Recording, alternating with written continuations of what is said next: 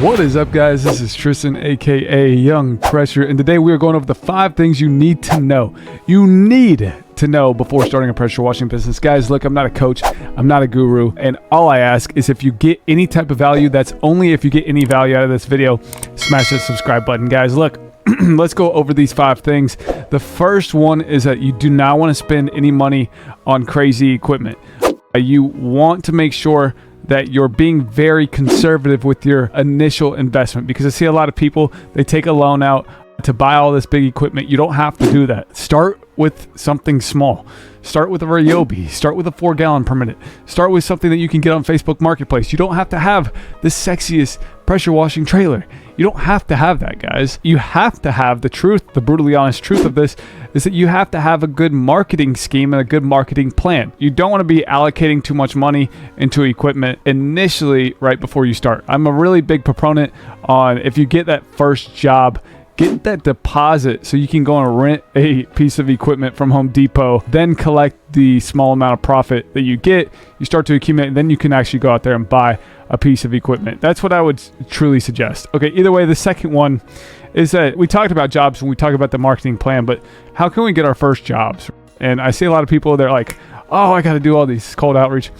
What you need to do truly is you need to go through your 3 warm contact lists, which is all of your social media followers, all of your contact list, and all of your email recipients. So meaning these are people that may know you or that you've probably communicated with at a previous time.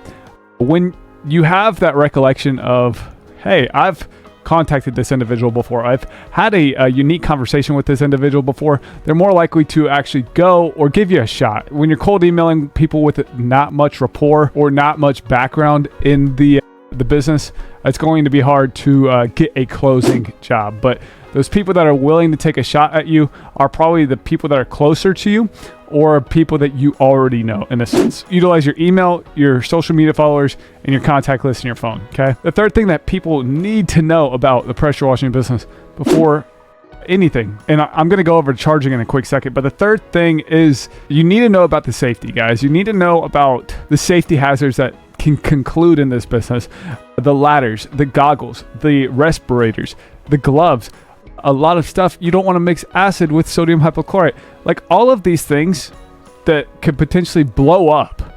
I'll tell you a story real quick. Whenever I first bought my trailer, where I was on a highway, guys, it was one of the scariest things, I promise you. The trailer was super loose, and ultimately one of the boxes on the side fell off. Luckily, I was in the right-hand lane. No one got hurt, but you want to avoid all of that potential controversy. Ultimately, you want to make sure that everything's tight, everything's knit, that you don't want to go out there and hurt someone or hurt yourself.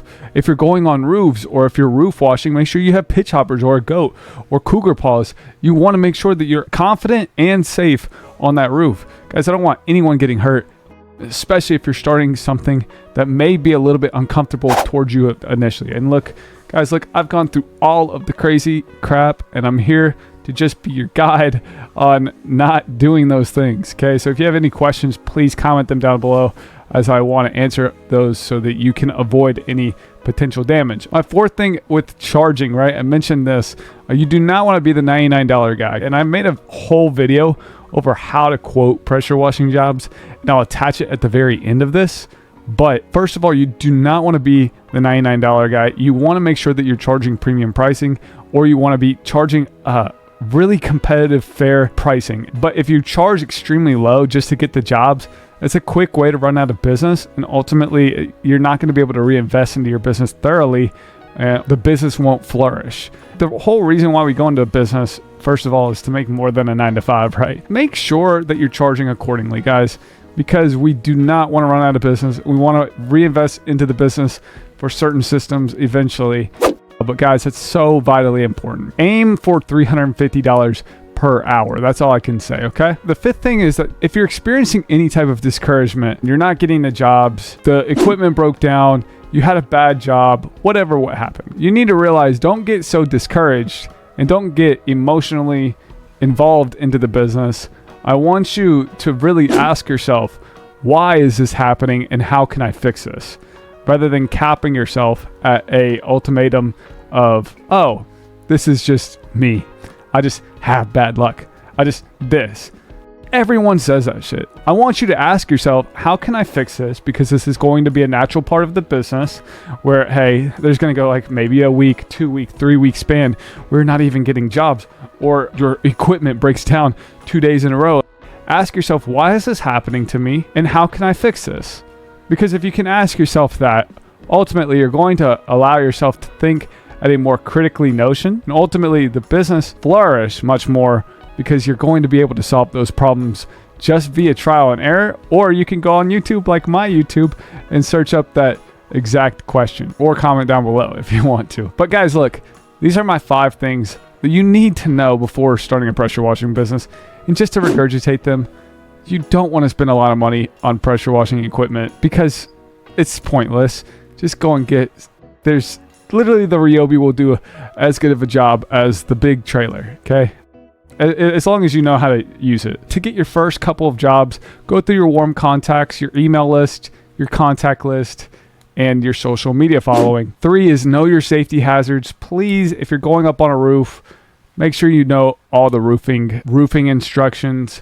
Know your chemicals to not mix like acid and SH. Put freaking gloves on, put goggles on, just the simple stuff. 4 is you need to be able to charge and get to that $250 to $350 per hour range, because if you charge really lower than that, it's going to be hard for you to sustain business, especially as we go on to the future. And then 5 is don't be discouraged, because bad days will happen, but ultimately ask yourself, why is this happening and how can I fix it? Ultimately, you'll find that answer. But guys, look, I'm not a coach. I'm not a guru. I'm just a guy on YouTube. I see a lot of people on YouTube that they sell these courses and they're trying to get you to buy stuff. I'm a free book, and all I ask is if you can hit that subscribe button, because I'll basically, dude, I will literally answer any question that you have in the comments for free. So that's the dope part about it. But guys, look, I'm gonna get out of here. Go and take a look at that last video that I was telling you about, as in how to quote pressure washing jobs. Peace.